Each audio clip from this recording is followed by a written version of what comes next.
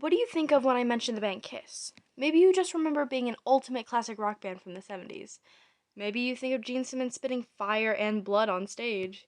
If you're a little younger, maybe it's them in Scooby Doo. If you're a little older and not a fan, you might remember them in the Super Bowl. You might know them from putting their blood in a Marvel comic, or Family Guy, or Cosmopolitan, or so many advertisements I can't even list because there are so many. But I bet you wouldn't think of Nazis. But it's right on their logo. The SS bolts that the Schutzstaffel soldiers would wear during the Holocaust. During the Holocaust, 6 million Jewish people were murdered because at the time, German people were deemed racially superior and Jewish people were deemed a threat to German population. Not only Jewish people were killed during the Holocaust, others included Romani people and homosexuals. You might be wondering how such a terrible hate symbol could be a part of such an influential rock band. Well, maybe they didn't know. Well, yeah, they did. They have to change their logo for their album covers and their promotion posters whenever their stuff is in Germany because their logo is so close to the hate symbol.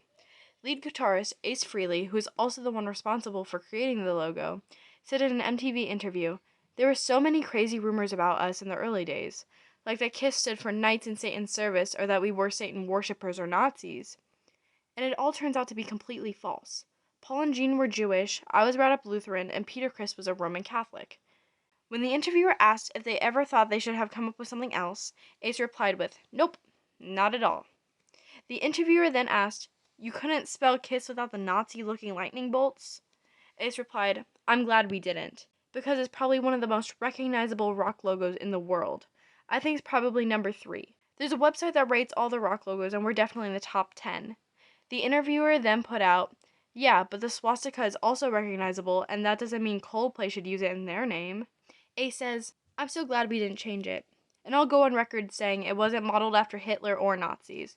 It was just cool lightning bolts." This point of it being a mistake could seem reasonable, but that would be if there weren't multiple instances of Ace being anti-Semitic and racist, and very intrigued in Nazi uniforms. In Gene Simmons' autobiography, Kiss and Makeup, Gene mentions a prank of when Frehley burst into Gene's hotel room in a Nazi uniform and yelled, "Hail Hitler," into his face. Frehley claimed that the other 2 band members joined in as well. Back in the MTV interview, this was brought up, and Ace describes the process of what happened.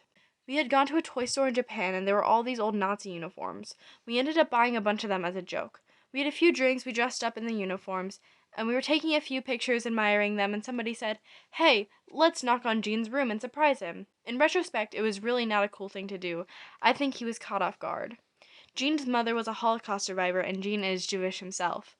I don't even know what could have been going through their heads." Ace said in the interview, "I want to go on record saying I don't believe in Hitler or his ideology or anything he stood for." He then almost immediately said in the same interview, "Regardless of whether or not you agree with Hitler's ideology, there was still something fascinating about his costumes. I always thought that they had the coolest costumes. It was very fashionable." When researching this made me feel very sick. Imagine having 2 Jewish bandmates, then creating a logo that surrounds a hate symbol that's against them. The band started in around 1973, so around 27-ish years after the Holocaust had ended. The Holocaust was still very recent, and I know this because it's been 21 years after 9/11 had occurred, and 9/11 is brought up every year with the slogan, "Never forget." But then you decide to buy a bunch of Nazi uniforms to go prank your Jewish bandmate.